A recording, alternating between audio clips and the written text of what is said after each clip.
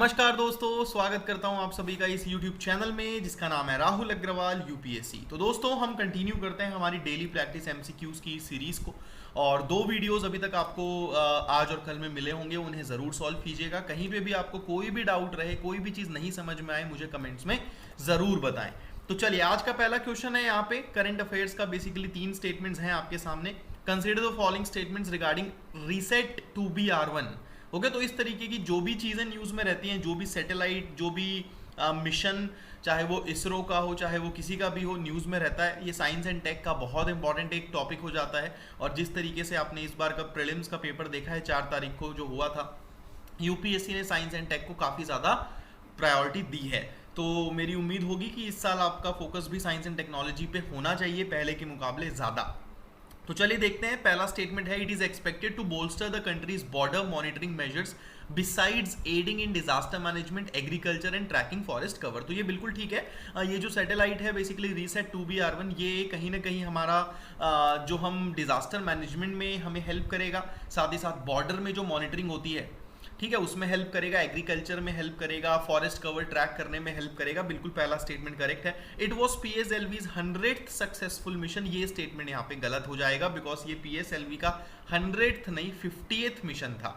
It is equipped with synthetic aperture radar (SAR) that can take pictures of the Earth both during the day and night irrespective of the cloud conditions। Third statement भी बिल्कुल correct है। ठीक है, एक synthetic aperture radar है SAR जो कि इसमें लगा हुआ है, जो कि कहीं ना कहीं दिन में, रात में, किसी भी क्लाउड कंडीशन, कैसा भी वेदर हो, पिक्चर ले सकता है। तो ये इसका एक एडवांटेज है। तो पहला और तीसरा दोनों स्टेटमेंट करेक्ट है। आंसर इसका सी होगा, बिल्कुल गलत होगा आंसर सी, क्योंकि यहाँ पे आपसे इनकरेक्ट पूछा है। तो आंसर होगा इसका only 2, that is B. Is that clear? So India's PSLV C-48 marked its 50th launch by injecting India's advanced radar imaging Earth observation satellite जिसका नाम है रीसेट 2B R1। तो इस वीडियो के बाद, इस क्वेश्चन के बाद, क्लास के बाद जाके इस सैटेलाइट के बारे में जरूर पढ़ना। सेकेंड क्वेश्चन है, consider the following statements regarding all India tiger estimation report 2018। 3 statements हैं आपके सामने। No tiger has been found in the Buxa and Palamau reserve. So basically ये जो all India tiger estimation report 2018 release हुई है, इससे ये पता चला है कि वेस्ट बंगाल में जो बुक्सा रिजर्व है और झारखंड में जो पलमाऊ टाइगर रिजर्व है, वहां पे एक भी टाइगर नहीं पाया गया। पहला स्टेटमेंट बिल्कुल सही है।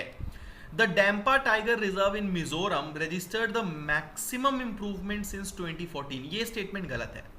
ये स्टेटमेंट गलत है बिकॉज डैम्पा टाइगर रिजर्व ने मैक्सिमम इंप्रूवमेंट शो नहीं की है। मैं आपको बताता हूं कौन सा टाइगर रिजर्व है जिसने मैक्सिमम इंप्रूवमेंट शो की है सिंस 2014। थर्ड स्टेटमेंट है, Pench tiger reserve in MP recorded the highest number of tigers. That is absolutely correct. ठीक है, मध्य प्रदेश में जो पेंच टाइगर रिजर्व है, सबसे ज्यादा टाइगर्स वहीं पर रिकॉर्ड किए गए। सो इस क्वेश्चन का आंसर होगा दोस्तों 1 and 3, दैट इज डी।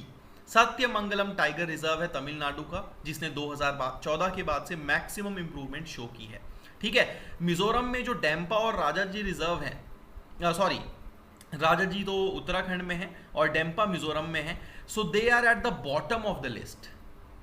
ठीक है, टाइगर काउंट की अगर बात करें तो बॉटम ऑफ द लिस्ट में है। और ये न्यूज़ इसलिए भी था, न्यूज़ में ये इसलिए भी था दोस्तों because prime minister Narendra Modi ने रिलीज की थी 4th साइकिल का रिजल्ट जो था ऑल इंडिया टाइगर एस्टिमेशन का, ग्लोबल टाइगर डे 2019 के ओकेजन में। तो पढ़िएगा कि ग्लोबल टाइगर डे कब मनाया जाता है, क्या इसका सिग्निफिकेंस है और क्या इसकी इंपॉर्टेंस है। साथ ही साथ ऑल इंडिया टाइगर एस्टिमेशन 2018 जो रिपोर्ट आई थी, उसके और क्या क्या इंपॉर्टेंट पॉइंट्स हैं वो भी आपको पढ़ना है।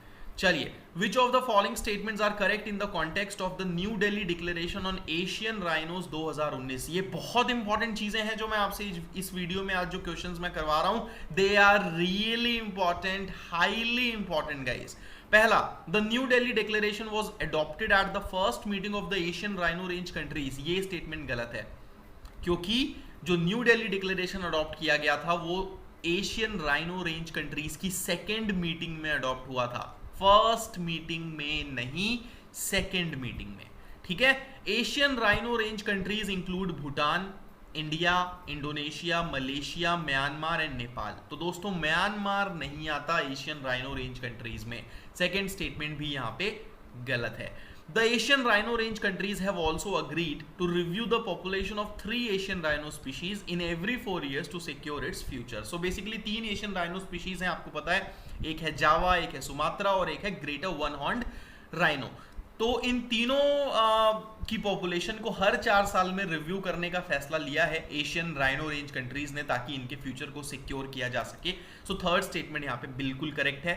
इस क्वेश्चन का आंसर होगा ओनली 3, दैट इज ए। तो देखो ये सारी चीजें जो न्यूज में रहती हैं बड़ी कंफ्यूजिंग रहती हैं, आपको ये याद रखना पड़ेगा कि फर्स्ट मीटिंग में हुआ था, सेकेंड मीटिंग में हुआ था, म्यांमार, नेपाल, भूटान, मलेशिया, ये कंफ्यूजिंग से नेम होते हैं। तो आपको ये ध्यान रखना पड़ेगा कि कौन कौन किस में शामिल है, किस में नहीं है।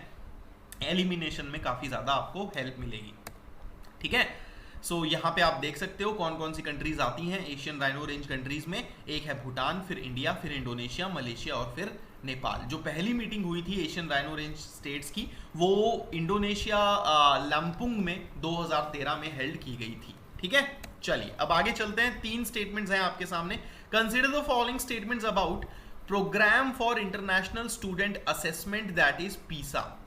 The PISA is a competency-based test to assess the quality of education systems across the world. बिल्कुल ठीक बात है, absolutely ये एक ऐसा competency-based टेस्ट है जो कि कहीं ना कहीं पूरे विश्व में अराउंड द वर्ल्ड अगर हम देखें तो एजुकेशन सिस्टम की क्वालिटी को असेस करता है। That is absolutely fine.